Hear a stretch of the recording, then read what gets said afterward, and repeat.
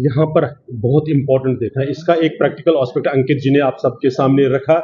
कि यहाँ के मुद्दों से अटेंशन डाइवर्ट करने के लिए नेशनल कॉन्फ्रेंस की सरकार या नेशनल कॉन्फ्रेंस के लोग पार्टी दिल्ली जाकर स्टेटहुड का एक तमाशा, एक स्पेक्टेकल खड़ा करने की कोशिश कर रहे हैं। वास्तविकता क्या है कि इन्होंने पहले ये कहा था कि हम यहाँ पर हस्ताक्षर अभियान करेंगे। हस्ताक्षर अभियान में मिनिस्टरों के स्टाफ के अलावा किसी ने साइन नहीं की। लोगों ने जब इनको वहां से रिजेक्ट कर दिया तो ये हतोत्साहित हुए, ये डिस्करेज हुए, इनका डिमोरलाइजेशन हुआ। लेकिन प्रश्न क्या है कि यहां के अटेंशन तो अलग ये करते ही है, क्या स्टेटहुड किस लिए चाहिए? मूल प्रश्न ये है कि आपको स्टेटहुड किस लिए चाहिए? क्या आप यहां पर सेपरेटिज्म, सेशनिज्म, टेररिज्म को रिवाइव करना चाहते हैं? जिस प्रकार का जो आपने अभी इन्होंने बताया कि जो किताब में जिस प्रकार से एकेडमिकली पहले आप उसको प्रमोट करने की कोशिश कर रहे हैं, आप जो देश विरोधी ताकतें हैं उनको आप स्कूलों में प्रमोट कर रहे हैं, ग्लोरीफाई कर रहे हैं। आप जम्मू कश्मीर को Indian held, Indian occupied Kashmir बताने की कोशिश कर रहे हैं। ऐसे पुस्तकों का आप ये कर रहे हैं। इतना ही नहीं, आप ऐसे लोगों के, हमने देखा हुआ है कि हाथ देखा हुआ है कि हमने नेशनल कॉन्फ्रेंस के जो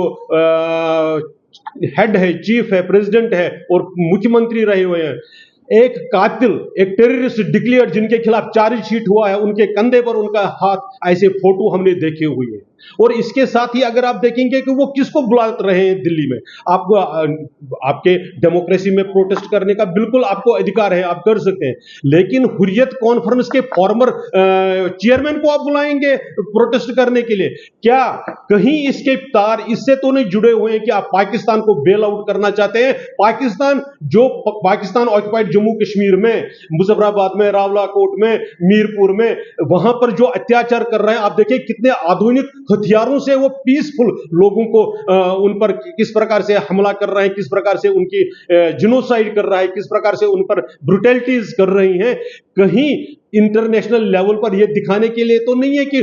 भारत वाला, जो भारत के पास अभी अपने पास जो जम्मू कश्मीर है, यहां पर भी अनरेस्ट है। इस तरह से आप इनडायरेक्टली कहीं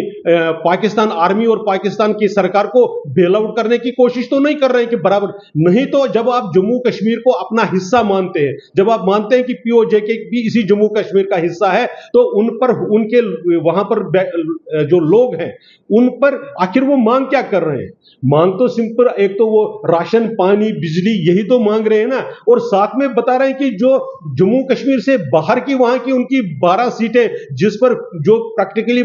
पाकिस्तान की सरकार की सीटें होती है, जिससे वो जम्मू कश्मीर को नाम निहाद नाम, आपने नाम दे दिया आजाद कश्मीर, लेकिन वहां पर आप एक आर्मी के ऑफिसर के माध्यम से सारी हुकूमत चला रहे हैं। तो यहां के जम्मू कश्मीर के नेता, वो नेशनल कॉन्फ्रेंस के नेता, वो इस पर बात क्यों नहीं कर रहे हैं? वो इस पर चुप्पी क्यों साधे हुए हैं? और उन्होंने इतना नहीं, आप पाकिस्तान को और मदद कर रहे हैं कि आप चिट्ठी लिखकर कह रहे हैं कि भारत के प्रधानमंत्री को कि उनके साथ बातचीत करिए, जबकि भारत का स्टैंड क्लियर है। भारत के प्रधानमंत्री जी से लेकर भारत की सरकार का स्टैंड क्लियर है, टेरर और टाक साथ नहीं हो सकते। तब तो आप बोलते हैं, तब तो आप साइन करके चिट्ठी लिखते हैं, लेकिन जब पाकिस्तान में पीओजेके में अत्याचार हो रहा है, उस वक्त आप चुप बैठे हैं। इसलिए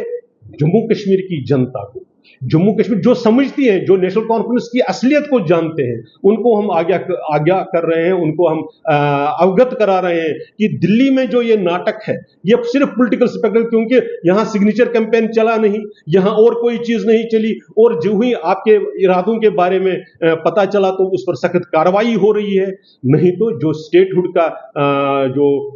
प्रॉमिस है, जो स्टेटहुड का रेस्टोरेशन की बात है, वो आदरणीय प्रधानमंत्री जी ने और आदरणीय गृह मंत्री जी ने वादा किया है कि वो एप्रोप्रिएट पर टाइम होगा। लेकिन यूं ही ऐसा माहौल बन रहा है कि स्टेटहुड आ सकती है, आप कोई ना कोई ऐसी हरकत कर देते हैं ताकि सरकार को फिर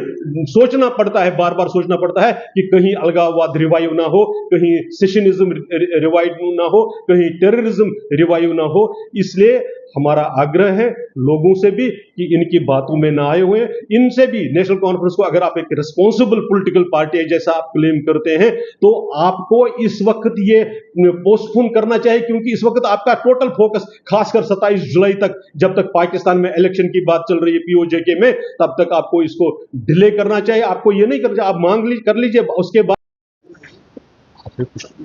ये आज हमारा जो ये प्रेस वार्ता थी, आज की जो सारी बात थी, ये इसलिए है कि नेशनल कॉन्फ्रेंस की जो डबल स्टैंडर्ड्स है, उनका जो दोगलापन है, उसको एक्सपोज करने के लिए वो स्टेटहुड का जो मुद्दा उठा रहे हैं, वो क्यों उठा रहे हैं और इस वक्त क्यों उठा रहे हैं, उसका हमने आपको क्लियर बताया कि दो कारणों से। एक, वो यहाँ पर जो उनका फेलियर्स है उनसे ध्यान हटाने के लिए। दूसरा, कहीं ना कहीं वो उनके मर्जी से हो रहा है या अनजाने में हो रहा है, वो पाकिस्तान और पाकिस्तान की सरकार, पाकिस्तान की आर्मी जो अत्याचार पाकिस्तान और जम्मू कश्मीर में कर रहे हैं, उनसे उसको मदद करने के लिए इनडायरेक्टली वो कर रहे हैं, ताकि दुनिया भर में ये मैसेज चले जाए कि जम्मू कश्मीर में भी एक तरीके से नाराजगी है।